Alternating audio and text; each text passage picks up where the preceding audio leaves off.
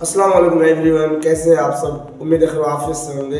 अल्लाह आपको खुश रखे। एक महीने पहले यूट्यूब पर famous motivational speaker Sandeep Maheshwari साहब ने एक स्कैमिंग अलर्ट पर सेशन किया। उन्होंने इस बात को एक्सप्लेन करने की कोशिश की कि कैसे लोगों के साथ बिजनेस के नाम पर और कुछ अलग अलग तरीके से स्कैमिंग करके लोगों से हजारों करोड़ों रुपए लूटे जाते हैं। मजे की बात यह है कि उस सेशन में कहीं पर भी किसी ब्रांड का नाम या किसी कंपनी का नाम या किसी मार्क पर्सन का नाम तक नहीं था।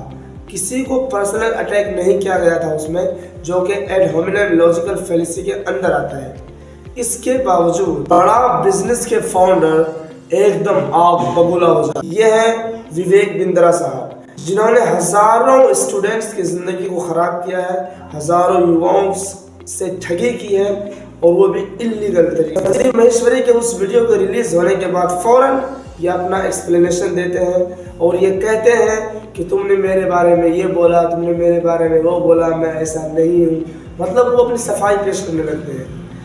हालांकि संदीप महेश्वरी सर ने उधर किसी को भी पर्सनल अटैक नहीं किया था, किसी ब्रांड या किसी कंपनी, किसी भी मार्क पर्सन को अटैक किया ही नहीं था, लेकिन उनका तीर डायरेक्ट इनके सीने में आ गया। मतलब के चोर ऑटोमेटिक खुद अपनी चोरी कबूल कर लेता है कि भैया मैं ही चोर हूँ, माफ कर दो भैया, मैं तो चला। आज भी कुछ ऐसा ही हुआ। फेमस इस्लामिक स्कॉलर जनाब मुफ्ती सलमान अजहरी साहब, जिनको बर्रे सगीर में ही नहीं बल्कि पूरी दुनिया में लोग उन्हें जानते हैं, उनके बयानात से, उनके तकरीर से लोग उन्हें जानते हैं। उनकी तकरीरों और बयानात के शॉर्ट्स क्लिप्स वायरल होते हैं, लोग उनको पसंद करते हैं। भारी 31 जनवरी की रात बी डिवीज़न के एक मैदान में मुफ्ती सलमान अजहरी साहब एक बयान दे रहे होते हैं, जिसमें वो फ़लस्तीन और इस्लामिक देशों की चुप्पी पर और उन लोगों पर जो इस्लाम और मुसलमानों पर ताना कसते हैं कि तुम्हारा खुदा कहाँ है, तुम हर जगह पिट रहे हो,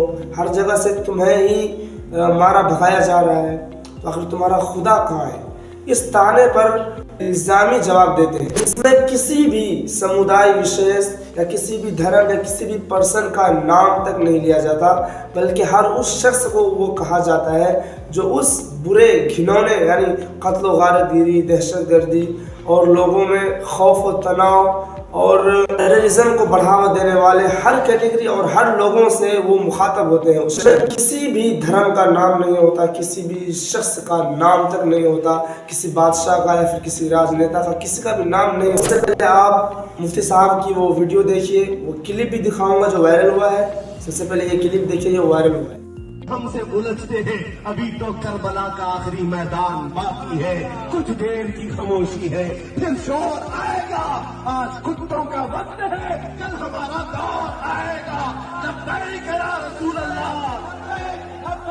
और अब ये पूरी वीडियो देखिए, ये किस बारे में, किस कॉन्टेक्स्ट में बात कर रहे हैं। कार मुफ्ती आज़म हिंद के इसी कलाम पर गुफ्तगू खत्म करता हूँ। क्या बेहतरीन हमें पैगाम दिया था। दुनिया आज हमें ये टोचन मारती है, ताने मारती है। तुम अगर सच्चे हो तो इतने मारे क्यों जाते हो, तुम इतने काटे क्यों जाते हो, फिलिस्तीन में तुम्हारा कत्ल क्यों इतना ज्यादा, इराक में, शाम में, यमन में, फिलिस्तीन और अरब में, अफगान में, बर्मा में, हर जगह तुम काटे क्यों जाते हो। ये बार बार जो सवाल होता है, क्यों मारे जाते हो, क्यों काटे जाते हो, उन जालिमों को नौजवानों जवाब इतना देना। मुफ्ती आजम ने हमें सिखाया था, हम परवाने हैं मोहम्मद रसूलुल्लाह के, तू शम्मे रिसालत है, आलम तेरा परवाना। और जो परवाना होता है वो मरने के लिए ही पैदा होता है, जीने के लिए नहीं आता है। परवाने की जिंदगी अपनी शमा की मोहब्बत में घूम घूम कर अपनी जान दे देना। और अगर हम किसी सरजमीन पर काटे जाते हैं, मारे जाते हैं, तो एक बात याद रखो, हमारे मर जाने से इस्लाम खत्म नहीं होता। इस्लाम को खत्म होना था तो करबला में खत्म हो जाता, लेकिन इस्लाम की ये सच्चाई है, इस्लाम जिंदा होता है हर करबला के बाद। लब्बैक या रसूल अल्लाह। न घबराओ ऐ मुसलमानों, अभी खुदा की शान बाकी है, अभी इस्लाम जिंदा है, अभी कुरान बाकी है। जो रोज हमसे उलझते हैं, अभी तो करबला का आखिरी मैदान बाकी है, कुछ देर की खामोशी है, फिर शोर आएगा। आज कुत्तों का वक्त है, कल हमारा दौर। देखा जिसमें कहीं भी किसी भी समुदाय विशेष का नाम नहीं है, बल्कि फलस्तीन और इस्लामिक कंट्रीज़ के बारे में बात की जा रही है, जिसमें मुस्लिम देश बिल्कुल चुप्पी साधे हुए हैं। हज़ारों तादाद में लोग मारे जा चुके हैं ऑलरेडी मुसलमान फलस्तीन पर, और इसी के साथ दुनिया भर में मुसलमान आनाकशी का शिकार बने हुए हैं। लोग गैरुल्लाह नौ मुस्लिम से उन पर ताना कसते हैं, तुम्हारा खुदा कहाँ है, तुम्हारे अम्बिया कहाँ है, तुम्हारे फरिश्ते कहाँ है। इस पर मुफ्ती साहब ने यह अशआर पढ़े। इसके बाद बीजेपी प्रवक्ता सुधांशु त्रिवेदी क्लेम करते हैं। क्या क्लेम करते हैं? उनका ट्वीट आपके स्क्रीन पर मौजूद है, इसको ध्यान से पढ़िए। वो कहते हैं हिंदू कुत्ते हैं। स्क्रीन पर देखिए। कहीं पर भी बताइए इस पूरे वीडियो में कहीं पर भी मुफ्ती साहब ने हिंदू कुत्ते हैं का लफ्ज़ इस्तेमाल किया, हिंदुओं को कुत्ता कहा गया। और आगे लिखते हैं कि हिंदुओं को परिणाम भुगतने की धमकी दी है। बताइए कहाँ पर मुफ्ती साहब ने किसी हिंदुओं को या किसी को भी परिणाम भुगतने को कहा? आपने अपनी लाइफ में कभी ना कभी एक वर्ड ज़रूर पढ़ा होगा या फिर कहीं ना कहीं ज़रूर देखा होगा, ये सत्यमेव जयते, यानी सच्चाई की जीत होती है। अंत में सच्चाई की जीत होती है। यही फॉर्मूला, यही कोड हमारे इस्लामिक स्क्रिप्चर्स में मौजूद है कि अल हक़ यालू वला युअला अलैहि, हक़ को गालिब किया जाएगा क्योंकि हक़ गालिब होने ही के लिए आया है। जो गलत होगा वो ऑटोमेटिक, चाहे देर बदेर ही सही, आज नहीं तो कल नहीं तो 100 साल बाद जरूर एक न एक दिन इस पूरी धरती पर जुल्म का, बातिल का, कुफ्र का खात्मा हुआ। ये हमारा ईमान कहता है। यही सिंबल सत्यमेव जयते का आपको तकरीबन हर सरकारी ऑफिसों में मिलेंगे। उसी चीज़ को कोड कर रहे हैं कि एक दिन आएगा जब तमाम बातिल ख़त्म होंगे और हक़ का जोर होगा, हक़ गालिब आएगा, सच गालिब आएगा। वो भी यही बात कह रहे हो गया मुफ्ती साहब के उस बयान का क्लेम। कुछ लोगों ने उनके क्लिप को काट कर अपना गलत नज़रिया इस्तेमाल किया और बदकिस्मती से वो कामयाब भी हुए, जिसके बाद मुफ्ती साहब को हिरासत में ले लिया गया है।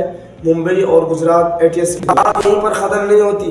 अब मैं आपको एक डार्क साइड पे लेके चलता हूँ।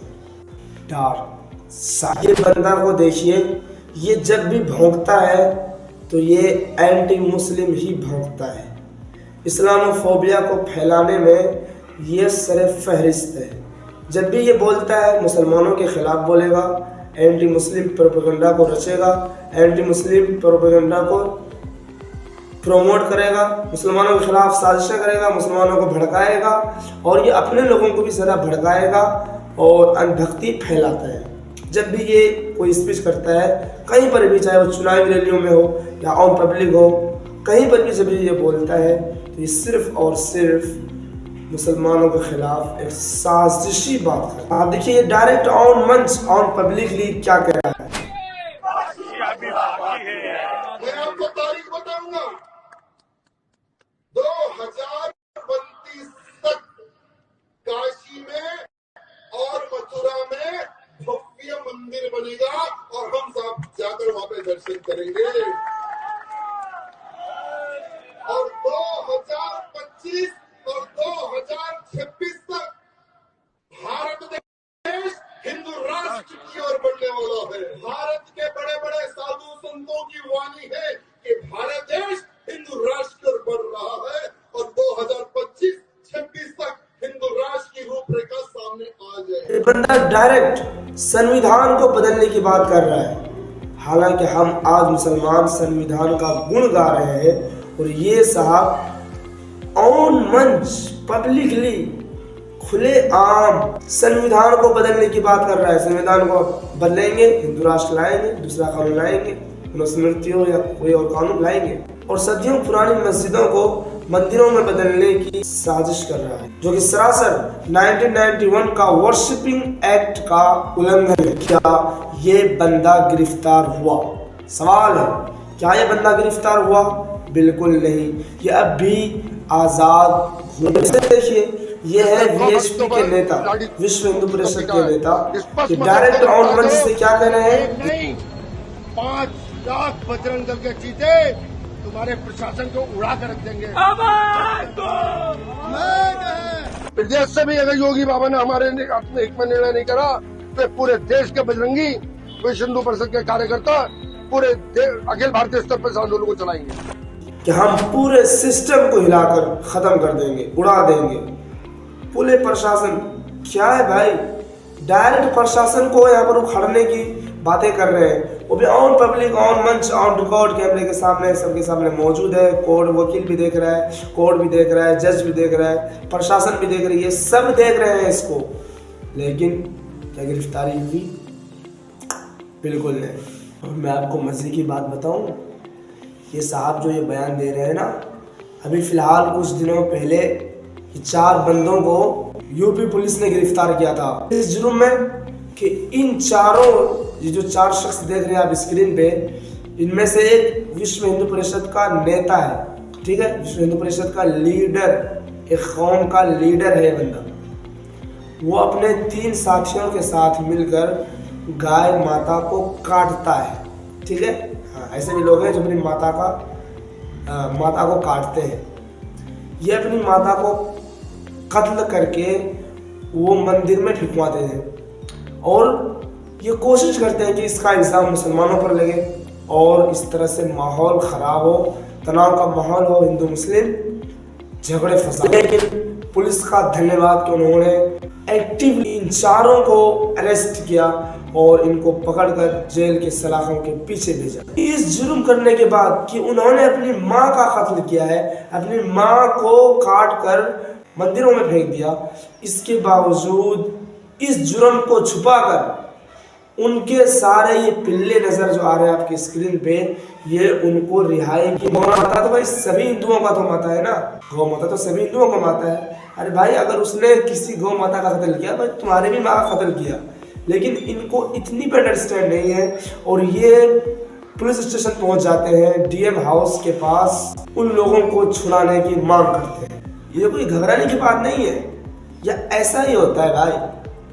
बिल्किस बानो के रेपिस्टों और कातिलों को अगर ये फूल का माला पहना सकते हैं संस्कारी कहकर, कौन सा धर्म है जहां पर रेपिस्ट छोटे मासूम बच्चे को उठाकर सर पटक कर दीवार में पटक कर मार दिया? माँ के सामने उसकी बेटी का रेप किया गया, माँ के सामने, एक औरत के सामने उसकी फैमिली मेंबर्स एक के बाद एक उनको कत्ल किया गया बेरहमी से और रेप किया गया। इन सब के बाद भी, इतना जुर्म और हैवानियत की इंतहा के बाद भी ऐसे भी लोग हमारे इस देश में मौजूद हैं जो उनको फूल का माला पहनाते हैं।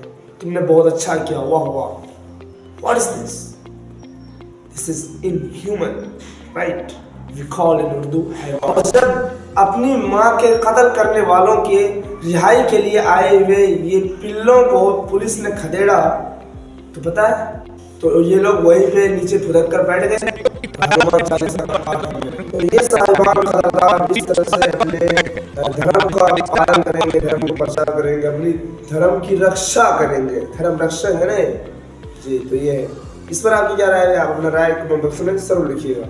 बहुत शुक्रिया, खुदा हाफिज़।